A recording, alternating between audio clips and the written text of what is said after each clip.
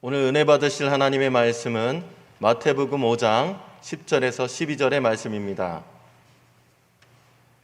마태복음 5장 10절에서 12절의 말씀을 다 같이 합독하겠습니다. 이를 위하여 박해를 받는 자는 복이 있나니 천국이 그들의 것임이라. 나로 말미암아 너희를 욕하고 박해하고 거짓으로 너희를 거슬러 모든 악한 말을 할 때에는 너희에게 복이 있나니 기뻐하고 즐거워하라. 하늘에서 너희의 상이 큼이라. 너희 전에 있던 선지자들도 이같이 박해하였느니라. 아멘. 자, 지난 주간에는 저희들이 이 박해에 대한 얘기를 하면서 박해를 당할 때 우리가 어떤 자세를 취할 것인가에 대해서 얘기를 해봤습니다. 이제 복습을 하자면은 맨 처음에 박해가 시작되어지면은 일단은 어떻게 해야 돼요? 어떻게 하라고 그랬어요? 도망가야 돼요. 도망가는 게 좀 비참해 보입니까? 좀 비겁해 보입니까? 아닙니다. 일단은 도망가야 돼요. 왜? 예수님의 부모님도 도망갔고요. 예수님 자신도 그 자리에서 피한 적이 많이 있어요. 바울도 다메섹 거기서 확 박해받을 때 창에다 줄을 내려뜨리고 거기다가 또 광지를 달아가지고 이렇게 피했습니다. 어느 때가 오기까지 정말 이때는 마지막이다. 이제는 하나님의 정하신 때다. 이제는 내가 여기서 주님의 부르심을 받을 때다라고 여길 수 있는 그때까지는 열심을 다해서 일하기 위해서 위기를 피해야 돼요. 어떤 올무가 있는데 어떤 덫을 만들었는데 박해받는 자가 복이 있느냐면서 거기 뛰어들어서 덫에 걸리고 또 상처받고 아파하고 이거 아니에요. 지혜롭지 못한 거예요. 할 수 있으면 피해야 돼요. 때가 되기 전에 쓸데없이 객기를 부려가면서 나는 순교를 두려워하지 않는다. 에라 모르겠다. 아닙니다. 바보 같은 짓이에요. 그래서 박해가 그래도 계속해서 지속이 되면 우리는 어떻게 해야 돼요? 항거하는 게 아니라 참고 인내하고 견디고 기다리는 거예요. 이게 우리 박해자의 태도예요. 그러니까 박해를 받는 사람들의 태도예요. 자, 그러면 고난 때문에 오는 앞으로의 어떤 영광, 이 고난 때문에 앞으로 더 좋은 일들을 만나게 될 것이다. 라는 어떤 꿈이 있어야지 돼요. 그래서 맨 마지막에는 박해자를 위해서 기도하는 거예요. 예수님 자신도 아버지여 저들의 죄를 용서하시옵소서. 저들이 하는 짓을 자기들이 알지 못하나이다. 알았으면 그걸 했겠습니까? 몰랐으면 그걸 하는 거 아니겠습니까? 용서하시옵소서. 스데반도 돌을 맞으면서 막 온몸에서 피가 막 튀면서도 하나님의 시여 이 죄를 그들에게 돌리지 마옵소서 하면서 그들을 위해서 기도해 주셨어요. 이게 박해자가 받는 태도예요. 자, 이 박해를 할 때는 우리가 당하는 입장에서 하나님 앞에 모든 것을 맡기는 자세를 취해야 되겠다. 맡기고서 최선을 다한 이 과정을 맞는 것이죠. 우리 일상생활 속에서도 옛날에 어떤 분들은 성경책을 신문지에 싸가지고 들고서 교회를 왔다고 합니다. 왜? 박해를 받기 싫어서. 또 이거 들고 다니는 게 창피해서. 또 남들이 이렇게 손가락질 당할까 싶어서. 근데 요즘은 그런 시대는 아니죠. 성경책 들고 다닐 수 있습니다. 근데 어떤 회사에서 뇌물이 아주 심하고 거짓말 많이 하고 서로 이간질하고 서로 당이 짓고 있는 어떤 그런 난무한 어떤 한 회사에서 어떤 사람이 깨끗하게만 살려고 하면은 왕따 당하죠. 너만 자식아 무슨 네가 뭐 이렇게 깨끗한 척하고 있냐? 일로 와 자식들아 여기 술 한잔 해. 그리고 잘못된 일 있으면 뇌물 좀 갖다 좀 바쳐. 이런 사람들을 왕따하고 욕 바가지로 먹게 하지 않습니까? 이것도 일종의 박해예요. 기도하는데 식사 시간에 기도하는데 눈을 뜨고 보니까 국사발이 사라졌어. 밥이 어디로 날아갔어. 그래서 나중에는 어떻게 했느냐? 이거 딱 붙잡고서 기도했댔지요. 아버지 감사합니다. 네. 다 박해요. 요즘은 이제 공공적으로 이렇게 하는 그런 경우는 없어도 한 30년 전, 50년 전만 하더라도 예수 믿는다고 해서 가정에서도 시어머니한테, 시아버지한테, 남편한테 구박받고 폭행당하고 성경책을 막 찢고 네? 이런 경우가 참 많이 있었어요. 개인 간에도 영적인 전쟁이 있지만 국가 간에도 또 사람들 사이에서도 반드시 영적인 전쟁이 있어요. 어떤 분은 목사님하고 카톡 할까봐 카톡을 남편이 지워버리는 사람이 있어요. 왜 카톡 안 쓰십니까? 했더니 목사님 말씀하시고 있으면 그냥 전화로 하세요. 저는 지금 다 감시당해요. 참나 진짜. 이런 시대에도 그 남편은 뭐 영적으로 뭐 잘못된 것도 있겠지만 또 어떤 면에서는 또 병적인 상태예요. 어떻게 그렇게 뭐라 그러나 의처증도 아니고 종교적인 어떤 그런 탄압도 아니고 뭔가 좀 이상해요. 요즘 같은 세상에서 그런 사람이 있어요. 부인은 근데 정말 착하고 순전해서 남편을 참 공경하고 또 순종하고 또 성경에 나오는 말씀대로 남편에게 예수 믿지 않는 남편을 위해서 순종하라. 왜? 어느 때가 너희 어떤 그 행실로 말미암아 남편이 변화받을 때가 있을 것이 아니겠느냐. 그러지 않습니까? 참 감사하고 또 어떨 때는 안타깝기도 하고 그렇습니다. 자, 마태복음 24장 9절에 보니까 그때 마지막 때입니다. 사람들이 너희를 환난에 넘겨 주겠으며 너희를 죽이리니 너희가 내 이름 때문에 모든 민족에게 미움을 받으리라. 마지막 때 있을 일이에요. 환난이 일어나는 것, 박해가 시작되는 것, 이상한 것으로 여기지 말아요. 참 비참한 얘기죠. 우리가 믿음 때문에, 예수님의 이름 때문에 받는 어떤 어려움이 있으면 그것은 기쁨으로 감내하라는 거예요. 바보 같은 시죠. 우리는 바보예요. 똑똑한 사람들이 아니에요.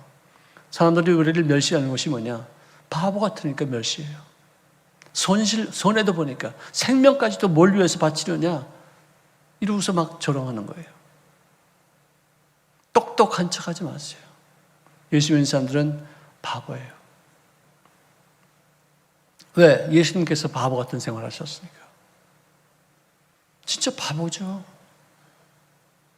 아니, 예루살렘에 들어가서 이제는 마지막 때가 이제 당신이 돌아가실 때가 됐다는 것을 알고서는 예루살렘에 들어오셔서 그 바리새인들, 그 종교들에 대해서 막 신랄하게 막 야단치고 혼내키고 독사의 자식들아 막 욕해가면서 잘못된 것들 다 드러내고서 막 비리를 막 그러면 자기가 어떤 손실이 왔다는 것을 뻔히 알고면서도 행하는 거 바보 아니에요?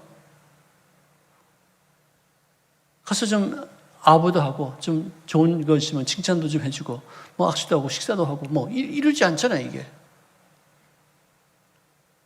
저부터도 교인들이 어떤 어려움을 당할 때 좀 서로 가서 좀 사와라, 좀 식사 좀 하라, 좀 화해하라, 좀 이러지 내가 거기서 악의적거리고 잘못된 거 막 공격하고 그렇게 말하지 않지 않습니까?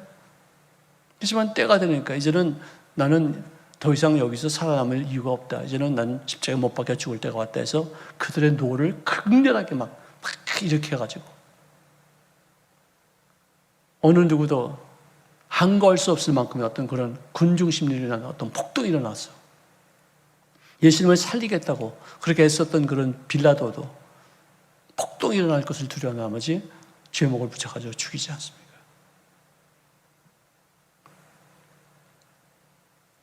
갈라디아서 4장 29절에 그때 육체를 따라 난 자가 성령을 따라 난 자를 박해한 것 같이 이제도 그러하도다.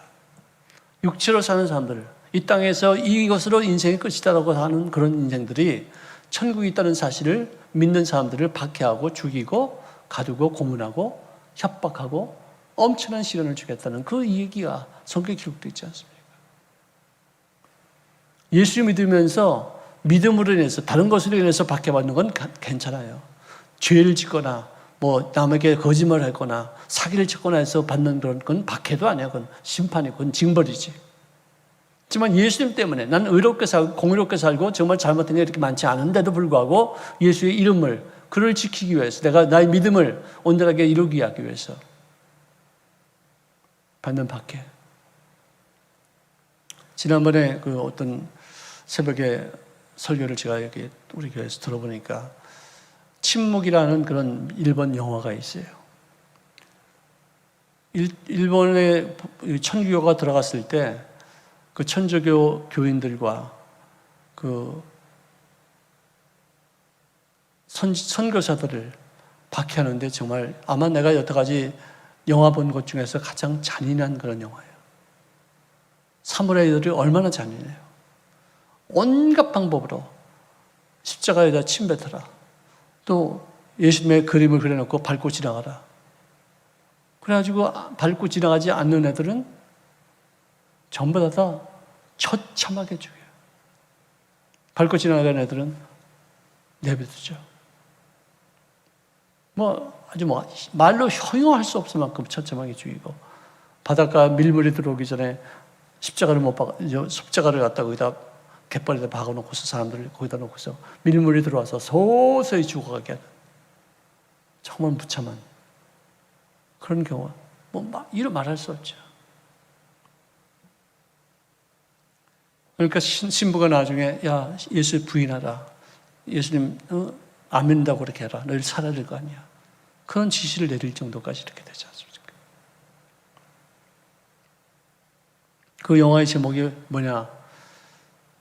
침묵이거든요. 하나님 왜 침묵하십니까? 말씀해 주십시오. 왜 이런 고난을 당하지만 되는지 말씀해 주십시오. 끝까지 침묵이에요. 여러분들은 고난 당할 때, 어려움 당할 때, 슬픔 당할 때 기도 응답 받지 않습니까? 그 이유가 뭔지 알 수 있을 때가 많지 않습니까? 근데 그 이유를 알지 못할 때 얼마나 답답하겠어요. 얼마나 억울하겠어요. 그래도 그들은 다 감내했었어요. 이게 예수 믿는 사람들의 삶의 태도예요. 사소한 것 갖고 이렇게 다투고, 사소한 것에 자기 이익을 추구하려고 들고, 사소한 것에 자기가 이겨야 되고, 자기 주장이 통과돼야 되고, 이게 예수 믿는 게 아니에요.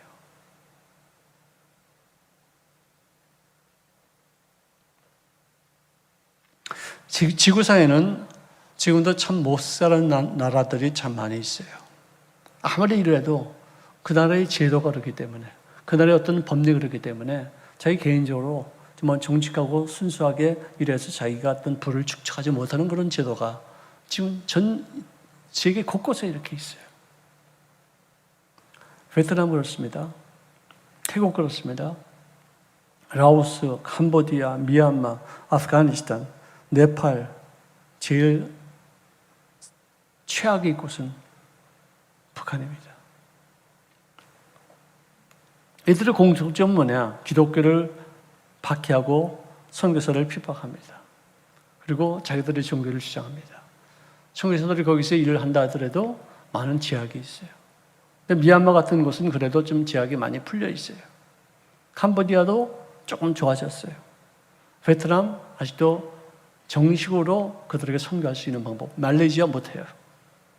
거기 교회 있는 것은 뭐냐? 교민들을 위한 교회고, 교민들이 모은 그 헌금을 가지고서 불안 이웃들, 연약한 아이들, 또 가난한 사람들에게 구제하면서 은연중에 복음을 전파하는 그런 방법을 쓰고 있어요. 그들도 다 알고 있지만 워낙에 구제품이 적으니까, 가난한 사람들이 많으니까, 아이들을 먹일 것이 이렇게 많지 않으니까 그걸 다 용납하면서 봐주는 척하고 있지만, 조금이라도 좀 더 도가 지나친다 싶으면은 그냥 금방 교회 문을 닫게 하는 그런 나라들이에요. 여러분들, 탈북자 중에서도 능력이 있고 지혜가 있고 달란트가 있는 사람은요, 자기 자신들이 노력함에 따라서 자기가 보상받는다는 것을 알아요. 그래서 하는 말이 뭐라고 하는지 아세요? 나는 이 자본주의가 좋다 이거예요. 내가 애쓴 것만큼 수입이 들어오고 내가 노력한 것만큼 어떤 결과가 있으니까. 근데 거기서는 아무리 노력하고 아무리 애를 쓰고 아무리 고생해도 그냥 맨날 그 꼴이더래요. 그런데 거기서도 그렇지만 주는 배급이나 받다가 무슨 어떤 어려운 일을 경험했거나 아니면 또 어떤 잘못된 것이 있어서 내가 여기 있으면 안 되겠다 싶어서 탈북한 그런 사람들은 게으르고 가난해요. 능력도 없어요. 달란트도 없어요. 무능합니다. 공평하게 나누는 것만 좋아하는 거예요. 그러니까 공산주의를 그런 것을 좋아해. 자기가 일 안 해도 배급이 다 나오니까 거기에 익숙해져 있어요. 이런 사람들은 자본주의 살기 힘들어요. 기업주들을 악인으로 취급하고 재산을 몰수했던 사람들.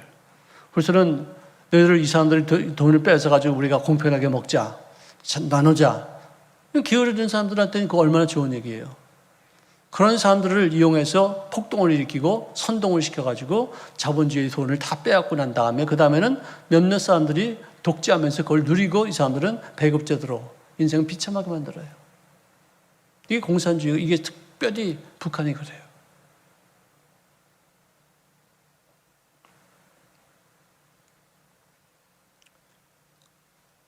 그래서 북한은 공산주의도 아니고 사회주의도 아니고 봉건주의 계급 사회예요.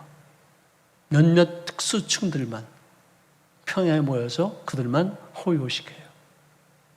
독립에 가담했다거나 6.25 때 굉장히 공을 세웠다는 사람들의 가족들, 그 외의 사람들은 비참해요. 계급지도잖아요. 봉건주의 사회 아니에요.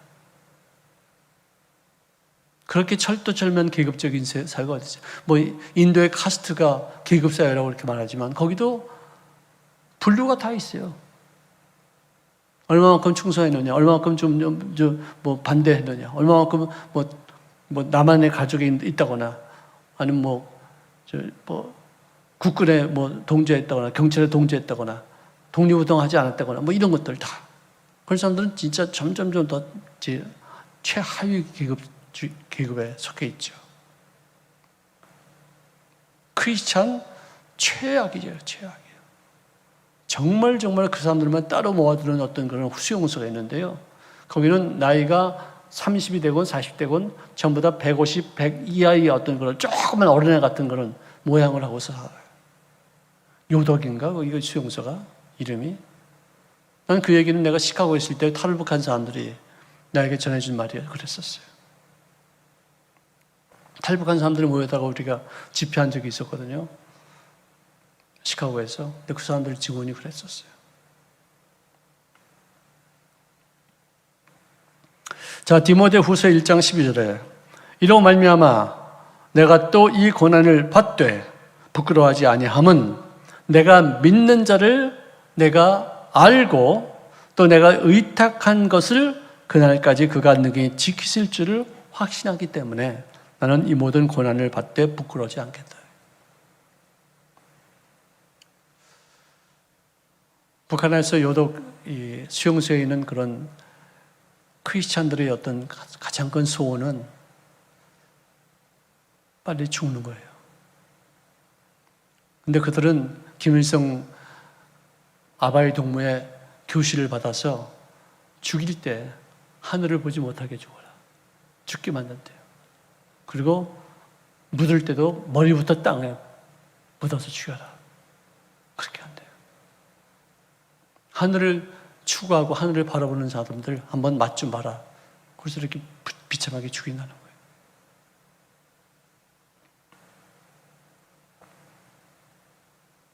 지금도 사탄은 아주 교묘한 방법으로 예수 믿는 사람들을 이 모양 저 모양으로 박해합니다. 예수 믿는다는 것 때문에 생기는 생명의 위협이 있습니다. 불이익이 있습니다. 그리고 어떤 국가에서는 추방도 당하고 고문도 당합니다. 근데 다행히도 우리는 순교가 없죠. 예수 믿는다고 해서 순교까지는 하지 않습니다. 자유민주주의 우리나라입니다. 자, 그런데 미래에 대한 불안과 소외감을 무기로 해서 사용하는 마귀의 어떤 책략에 의해서 우리들은 보이지 않게 보이게 박해를 받을 수 있어요. 또 인본주의, 물질 만능주의, 돈으로 모든 것을 다 이룰 수 있겠다. 돈이 행복의 어떤 가장 큰 이유가 된다는 그런 가치관을 통해서 우리 예수 믿는 사람들이 박해받고 있어요. 가치관이 달라지고 있어요. 하나님을 정말로 온전하게 섬기지 못하는 유혹에 빠지게 되었어요. 요즘 시대는요, 이 숫자의 시대예요. 숫자의 사람들이 녹아다요. 거기 아주 그냥 포로가 되어 있어요. 많은 사람들이 모여서 무슨 어떤 일을 하면은 두려워하는 거예요. 왜? 그게 어떤 힘이 될까봐. 또 코로나가 몇 명이 걸렸다. 이 숫자에 의해서 우리가 마음이 올라갔다 내려갔다 올라갔다 내려갔다 이러고 있어요. 주가가 올라갔다 내려갔다 올라갔다 내려갔다 이러고 있어요.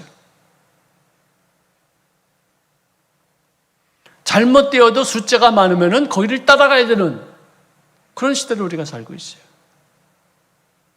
숫자의 노예예요. 숫자가 우상이 됐어요.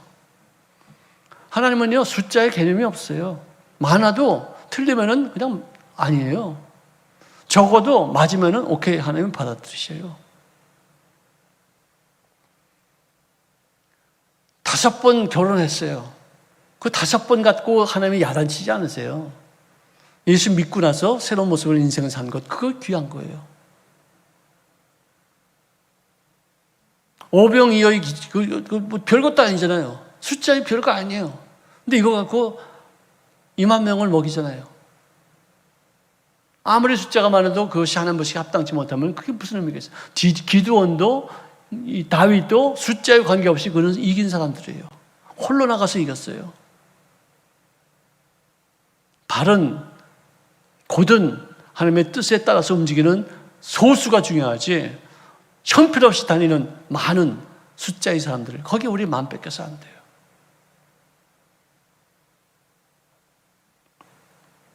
돈도 많은 것 때문에 우리가 위축당할 필요 없어요. 바른 것이냐 하면은 자그마한 돈도 기적을 이룰 수가 있고 많은 돈도 하나님 것이 합당치 못하면 하루아침에 날아갈 수 있어요. 숫자 갖고 얘기하지 말아야 돼요. 숫자의 노예가 됐어요. 내가 자꾸만 말하는 숫자가 우상이 되고 있어요. 숫자에 너무나도 많은 겁을. 하나님이 계신데 왜 내가 이 숫자에 내가 우리 마음 뺏겨야 돼요?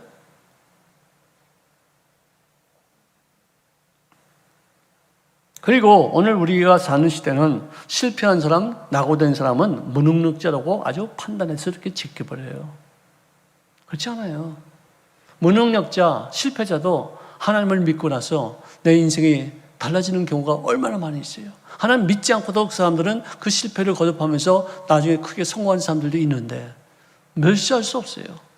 그 사람들 짓밟을 수 없어요. 언제 어느 때면 어떻게 일어날지 아무도 몰라요. 격려해주고 칭찬해주고 어려울 때 좀 도와주면은 그럼 나중에 일어났을 때 나에게 더 큰 유익이 될 수도 있어요. 누구 멸시할 수 없어요. 성공하고 출세한 것을 지상주의로 삼아서 성공한 사람들만 위해서 우리가 기도하고 또 그 사람들을 위해서만 아부하고 그 사람들하고만 친하는 것이 아닙니다. 성경에는 야고보서에 이런 말씀이 있어요. 부자들을 너무나도 이렇게 교회에서 받아들이지 말라는 거예요. 차별 취급하지 말라 이거지. 사랑과 조화를 위해서 기독교적인 교육을 해야 될 것이고 기독적인 어떤 정신을 함양할 수 있는 어떤 그런 마음가짐을 갖추는 것이 그래서 교회가 해야 될 일이에요.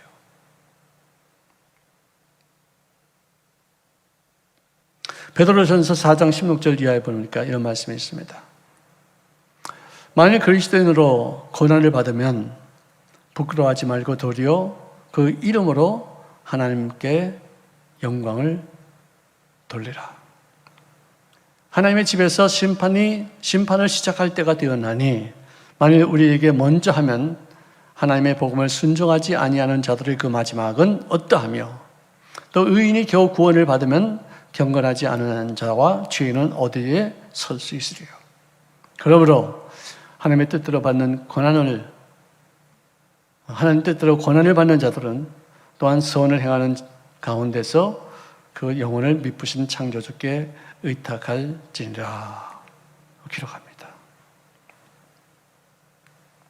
여러분들 우리가 예수 믿는다고 해서 예수 믿지 않는 사람들, 나하고 다른 사람들, 나하고 대칭 어떤 이렇게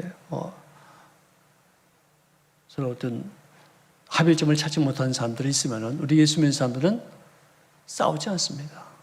기도합니다. 기다립니다. 또 그분에게 선행을 베풉니다. 그런데 누구든지 주체 사상과 대칭되면은 수용소도 들어가고 멸시받고 폭행당하고 고문당하고 처형당하게 하는 북한 정권이에요. 우리하고 틀리죠. 우리하고 다르면 우리는 기다려줘요. 우리는 기도해줘요. 또 선행을 베풀어요. 근데 그들은 죽여요.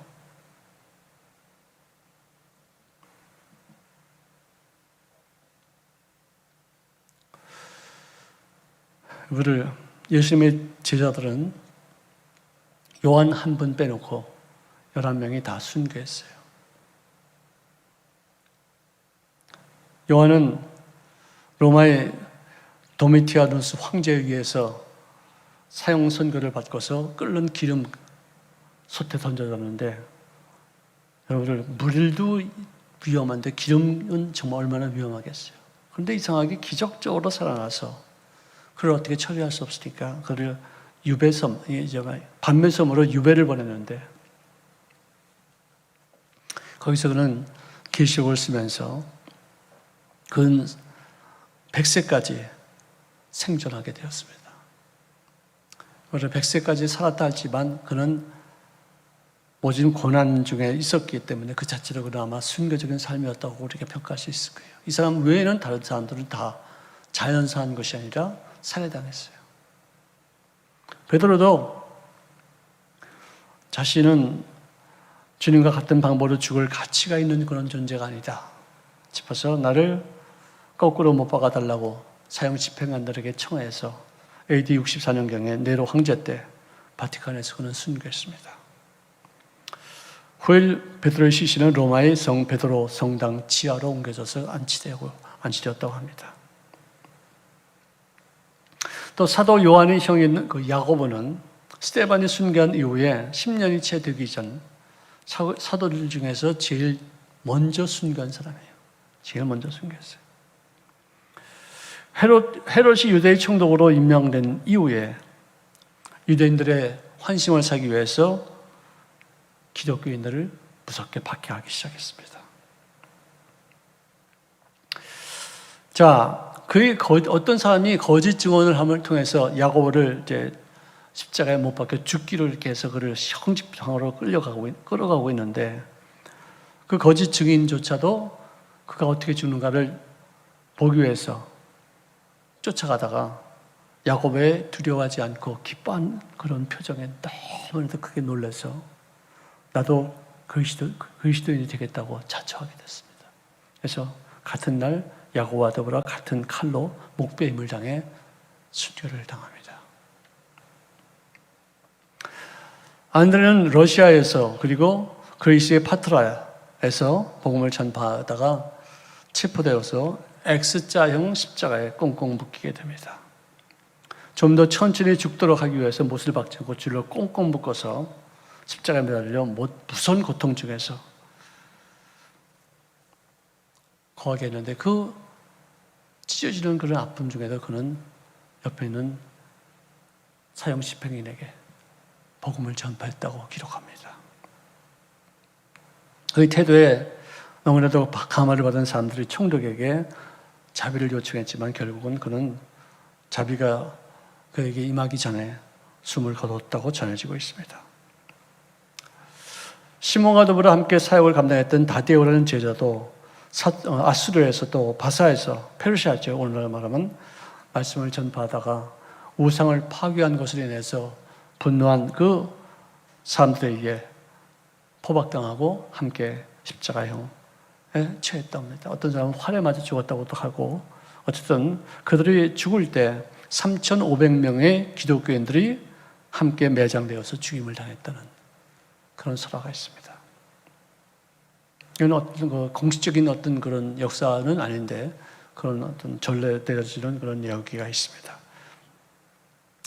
또 큰 뱀을 섬기던 터키의 파북칼레라는 지방에서 그 뱀 신상을 파괴했던 그런 빌립은 많은 사람들을 기독교로 개종은 시켰지만, 그때 당시 미신을 믿고 있던, 그리고 그것 때문에 그것으로 인해서 큰 돈을 벌고 있었던 지도층에 있는 제사장들이 그를 잡아다가 지독하게 그런 매질을 채찍질한 다음에 AD 54년경에 십자가에 못 박아 죽임을 당하게 했습니다. 시몬도 거꾸로 십자가에 매달린 채 톱으로 두동강을 내어서 죽임을 당했다고 합니다. 바돌로메, 즉 나다니엘이라는 그 제자도 십자가에 못 박혀 죽은 채 목을 잘려서 어려움을 당했다는 것이죠. 마태도 마찬가지고요. 마띠아도 예수님 승천하며 가롯 대신해서 사도가 된 사람인데 그 사람도 십자가 형벌로 사지가 절단단 위에 순교를 했다고 합니다. 야고보는 둘이 있는데 알포의 아들 야고보는 예수님 시대 승천하신 이후에 예루살렘 감독으로 선출되어서 유대인들이 그리스도인들을 보복할 때 야고보를 표적 삼아서 그를 십자가 못 박혀 죽이고 돌로 망치로 때려서 94세에 그는 순교한 것으로 전해집니다. 도마는 인도 코르만델에서 그가 세운 그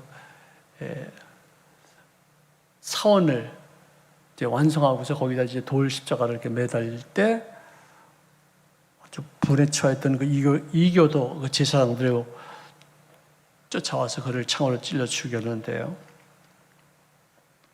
그가 제일 머물렀던 그 카렐라라는 그 인도 서동쪽, 그러니까 서북쪽에 있는 그런 주는 지금도 인도에서 가장 부한 나라예요. 거지가 없어요. 그러니까 주가 거기도 많이 있는데 아마 제일 잘 사는 나라가 카렐라.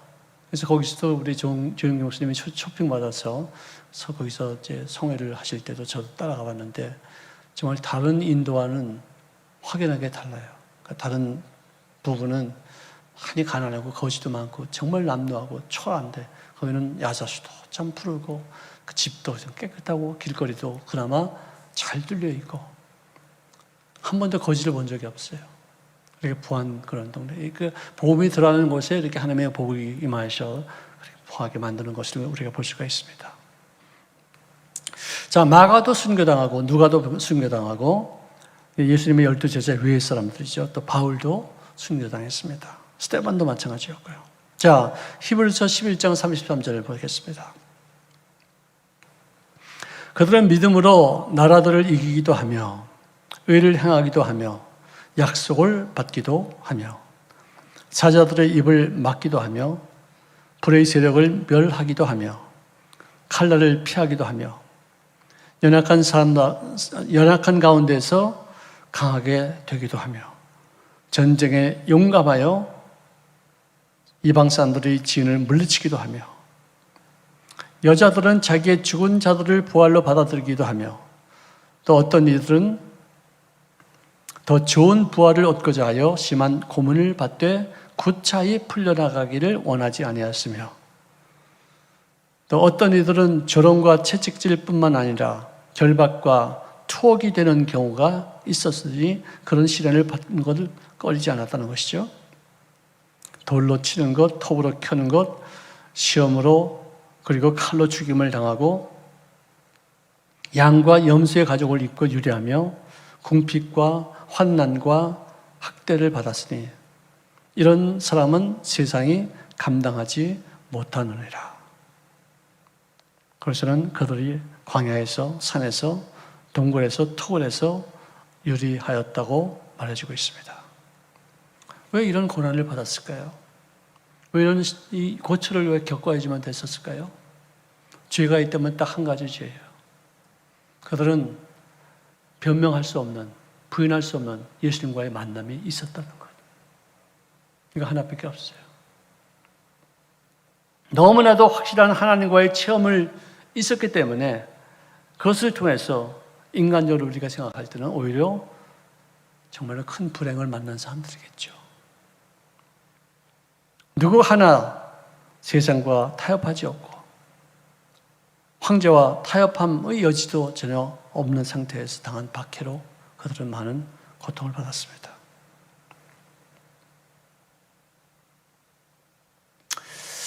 이런 것을 우리가 좀 생각하면서 좀 더 진지하게, 좀 더 가치 있는 크리스천의 삶을 살 수 있는 우리가 될 수 있기로 결단합시다.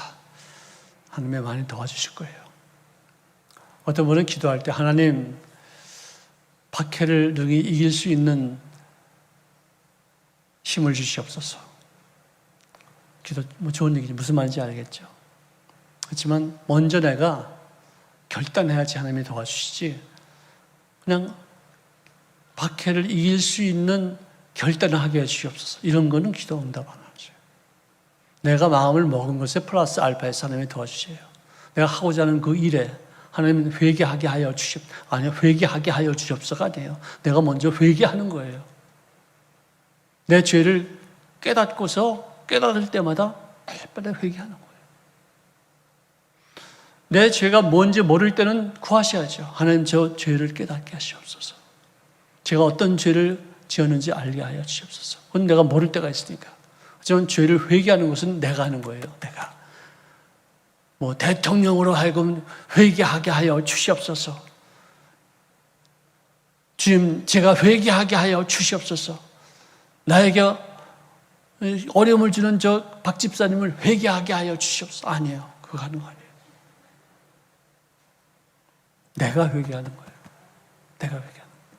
내가 착한 것이라도 깨닫는 것으로 내가 잘못했다 생각하면 그 주님 앞에 고하는 거예요. 성경 어디에 회개하게 하여 주시옵소서 있으면 한번 찾아오세요. 내가 점심 맛있는 거 사다 드릴게요.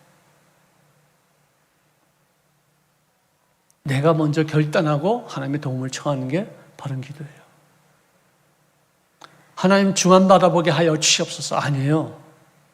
내가 먼저 주만 바라보면서 하나님 내 이 시선이 딴 데 바라보지 않게 해달라고 그렇게 해야지. 바라보는 것도 하나님 앞에 구하는 거예요. 그럼 내가 바라보지 않으면 그분이 내 기도 응답하지 않았기 때문에 내가 바라보지 않은 거예요? 하나님이 나 바라보지 않게 하셨기 때문에 바라보지 안 한 거예요? 똑바로 해야지, 똑바로. 기도 잘해야 돼요.